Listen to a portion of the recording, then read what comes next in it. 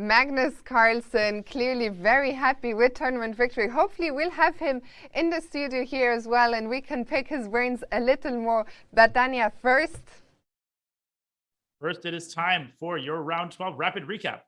And although Magnus won the tournament today, really the game of the day, an amazing display, was played between Sam Shankland, who had the white pieces, and Sergey Karjakin, who had the black pieces. Let's delve into this very exciting game, Fiona. It started off as a Nimzo Indian, and Sam straight away on move 4 signaling his very sharp intentions. F3 leading to some of the sharper lines in the Nimzo Indian indeed, and Karjakin also responding in slightly offbeat fashion. Yeah, c5 and b5, kind of a Benko style idea. Now, white generally doesn't want to take on b5 in these positions because the pawn on d5 becomes incredibly weak. I mean, here, it's just a terrible idea to take. So Sam, following the main line, reinforcing his center with e4, continuing his development.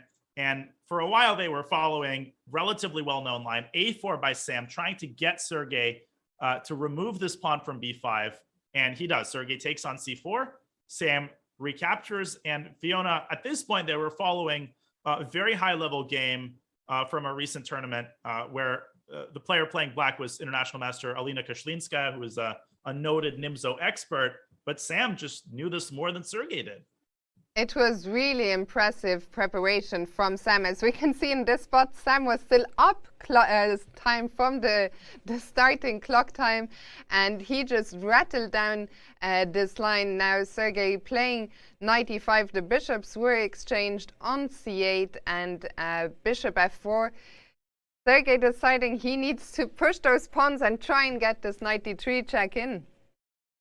Yeah, and black has sacrificed the pawn. The compensation is clear. Black's got an initiative, but Sam eliminating the knight. They're still following that game. And after the move knight h3, the idea of which is to castle short and also to tuck the knight back on f2 in case black gets control of this diagonal. That game continued queen c5, and we thought that queen c5 was the best move. But Sergey, after a long think, and it's possible that he was out of theory at this point, he decided on bishop c5. That's still decent. Sam going queen e2 and preparing once again to play knight f2. Sergey responding with rook b8. And after knight f2, this is where Sergey committed a critical error. He probably should have castled and sacrificed the second pawn in this way, because after king h8, white cannot castle on account of bishop takes f2 check. But Fiona, he was enticed by an admittedly tempting option that ended up causing his downfall. For sure, queen b7, it looks like what could be wrong with that move? We are attacking the pawn on b2. How could that be a mistake? But things got really crazy here. Sam actually castled, but he could have taken on c4 immediately, and we saw some crazy lines there. Yeah, I mean, the reason he probably didn't take, queen takes b2 transposes into the game. We'll take a look at that through the game text. But after bishop takes f2 and queen takes b2, Sam essentially has to go king g3, knight h5, king h4. The engine indicates that white is totally fine.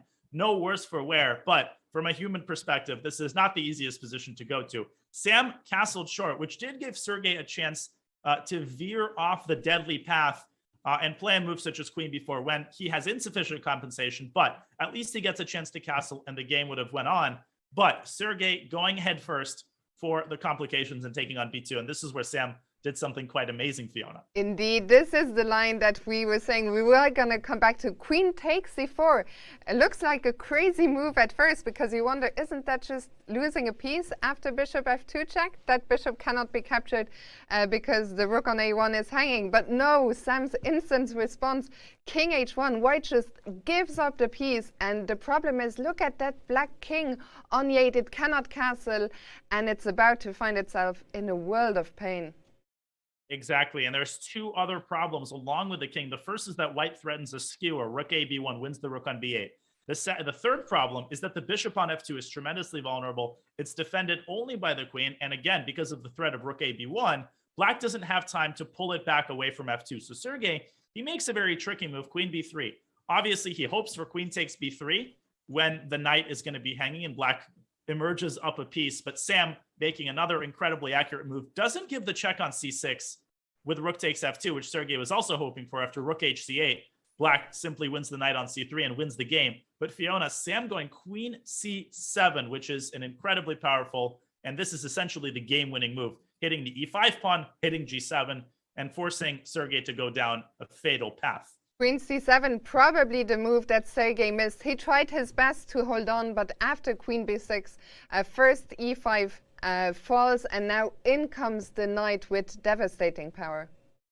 Indeed, removing the final defender of the king, and now the king is wide open. You can't cover with the queen because you're going to lose the bishop. Sergey going king e7, another check on e5, sending the king back to f7, and the game-winning move. The final piece emerges.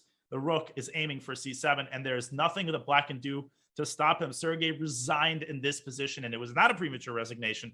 Just a couple of lines. Rook bc8 doesn't help. White trades and picks off the rook with queen f5. And if Black tries to defend it from the other side after rook b7, the easiest win is rook takes f2 and yet another fork, queen d5 check. White's 2 pawns up and is delivering checkmate. Sergey decided that further resistance was futile. An absolutely stunning game by Sam Shankland, inflicting a loss on Karjakin in only 26 moves. This is almost unheard of. Kudos to Sam. Hope you enjoyed this game. This was your rapid recap. And Dania, well, we are going to go on a quick break as we set up for Magnus Carlsen to join us in the studio shortly. So don't go anywhere. You don't want to miss it. We'll be right back.